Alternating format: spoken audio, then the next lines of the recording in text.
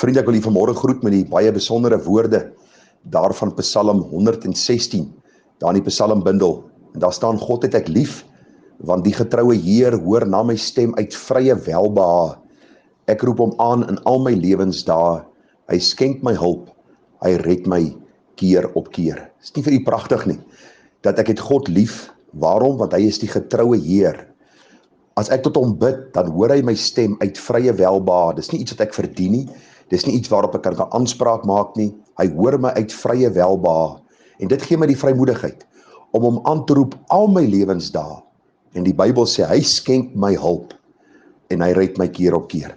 So wonderlik om te weet dat die goeie herder sy lewe kom aflei vir die skape en dat hy vir ons red keer op keer. Telke male is ons soos 'n Petrus van ouds wat sink en ons sê, Here, help. En dan is die Here se hand altyd daar om ons te gryp en ons uit te trek en vir ons te lei op die weg van geregtigheid.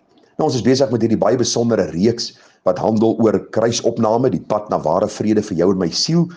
Ons het hierdie gedeelte in Kolossense 3 in verband gebring met dit wat Jesus in Matteus 16 sê, dat as iemand agter hom wil aankom, moet hy homself verloon, sy kruis opneem en Jesus volg. Dit beteken dat ons gesterwe het en ons lewe is saam met Christus verborge in God, soos Kolossense 3 vers 3 vir ons leer. En ek het vir julle gesê, ons gaan 'n eksegese of 'n uitleg doen van Kolossense 3. Ons gaan vers vir vers deur hierdie hoofstuk werk om vir u te wys hoe lyk 'n lewe van selfsterwe, kruisopname en 'n volg van Jesus, en hoe dit ook vrede in my en jou hart dan na vore bring.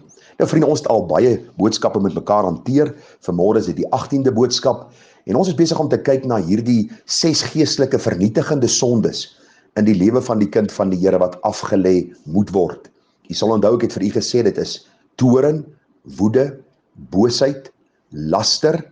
Vanmôre gaan ons praat oor skandelike taal uit jou mond en dan lieg nie vir mekaar nie.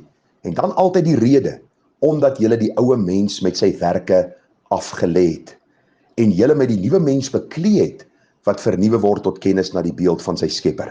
Die oomblik wanneer ons weergebore word, vriende, dan is ons besig om die ou mens af te lê sodat Christus se lewe in ons gestalte kan kry.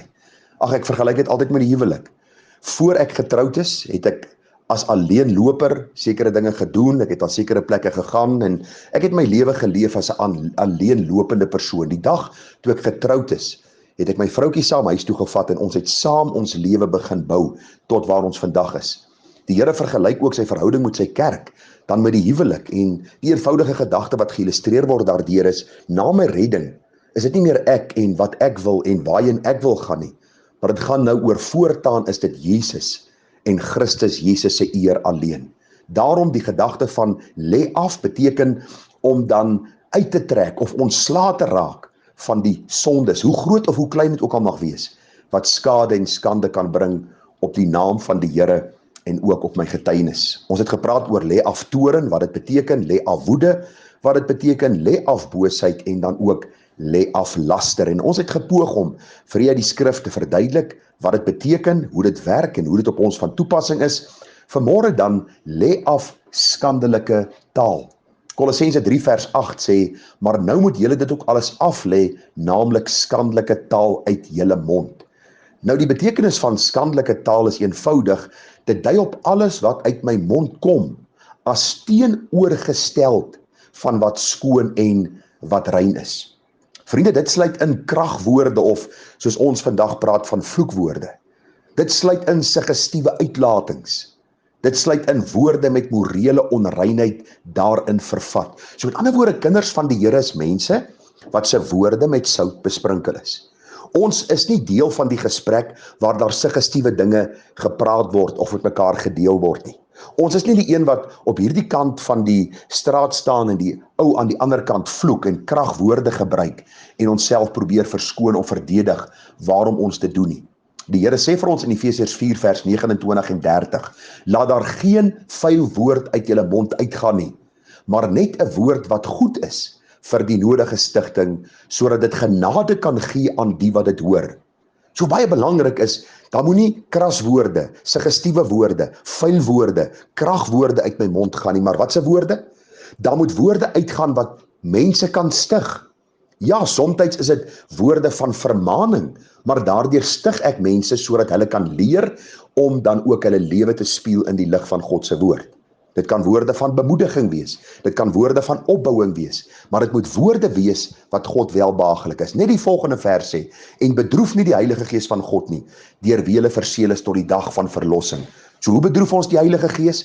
Deur vuil woorde, deur woorde wat nie God welbehaaglik is nie, deur gesprekke te voer en woorde te gebruik wat die Here nie welbehaaglik is nie. So met ander woorde, die Heilige Gees word bedroef ook deur my uitlatings en deur dit wat ek sê. Efesiërs 5 vers 1 tot 4 sluit baie mooi hierby aan. Daar staan, wees dan navolgers van God, soos geliefde kinders. En wandel in liefde, soos Christus ons ook lief gehad het en hom vir ons oorgegee het, as 'n gawe en 'n offer aan God tot 'n lieflike geur. Hoor nou, maar hoerery en allerhande onreinheid of hebsug moet onder julle selfs nie genoem word nie, soos dit die heiliges betaam. Ook nie gemeenheid en dwaase of lawwe praatjies wat nie pas nie, maar liewer danksegging. Beteken dit 'n kind van die Here mag nooit 'n grappie maak nie? Ek dink nie dis wat die Bybel vir ons wil sê nie, maar die waarskuwing is dat ons balans sal handhaaf.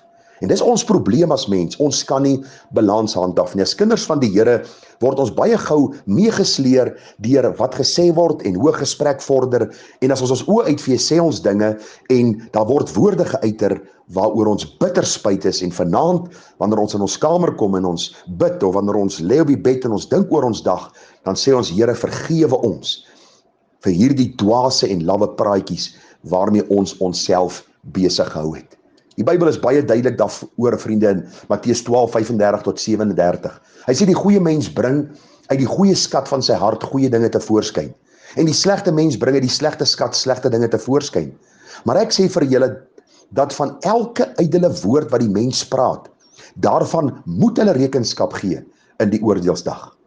Want uit jou woorde sal jy geregverdig word en uit jou woorde sal jy veroordeel word.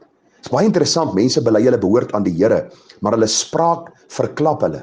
En hulle spraak, ek wil amper sê, verloon hulle getuienis, omdat hulle anders te praat as wat hulle bely. Hulle sê die Here het iets in hulle hart gedoen, maar niemand hoor dit wanneer hulle praat nie. Daarom sê die woorde ons, die Bybel vir ons, dat ons woorde ons beskuldig of verontskuldig. Daarom wees versigtig hoe jy en ek praat. Die Bybel is baie duidelik, lê af skandelike taal. Jakobus 1 sê vir ons, die 19de vers, so dan my geliefde broeders, elke mens moet gou wees om te hoor, stadig om te praat, stadig om toornig te word. Ek het geleer, as jy 'n wag voor jou mond plaas, dan spaar jy jouself baie ellende. Ja, baie keer praat jy en mense neem dit verkeerd op, of hulle interpreteer dit verkeerd, of daar's misverstande, en dan moet 'n mens gou wees om dit uit te sorteer. Maar onthou, wees stadig om te praat. Waarom? Want uit veelheid van woorde is daar baie oortredinge. Daarom Kolossense 4 vers 6, laat julle woord altyd aangenaam wees, met sout besprinkel, sodat julle kan weet hoe julle iedereen moet antwoord. Ek moet baie versigtig wees, vriende, vir wat ons sê, hoe ons dit sê, en hoe dit my getuienis en ander sal beïnvloed.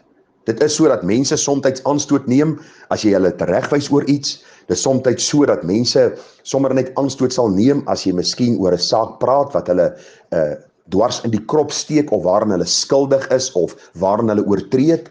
En daarvoor kan ons nie heeltyd rekenskap gee en heeltyd verduidelikings gee nie. Hierdie hele saak van skandelike taal beteken, let op jou woorde. Sorg dat jy nie kras woorde gebruik nie. Sorg dat daar nie skandelike taal uit jou mond kom, suggestiewe woorde, woorde wat God onteerend is nie. Het is baie belangrik om hierdie waarheid raak te sien. Daardie jou kinderliedjie is so pragtig wat vir my sê, let op jou oë, let op jou ore, let op jou mond, wat hulle sê, wat hulle kyk, wat hulle hoor, want daar is 'n Vader in die hemel wat geheime openbaar. Pas op, kleine oogies, ore en mond, wat jy sien, hoor en sê. Pragtige ou kinderliedjie wat vir ons so groot waarheid illustreer, soos dan ook die apostel Paulus hier in Kolossense 3 vir ons opgeteken het.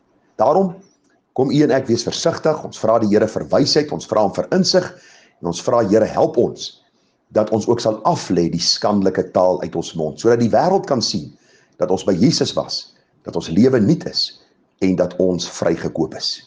Ons gaan môre as die Here ons spaar, of sê eerder dan maandag, bietjie praat oor die gedagte van lê af die leuen, en dit is die 6ste vernietigende sonde wat ons moet aflê, ten einde heilig en sonder gebrek te lewe, ons kruis op te neem, Jesus te volg, sodat ons vrede vir ons siele kan hê. Vriende, baie groete, baie seën en 'n mooi dagie verder. Tada.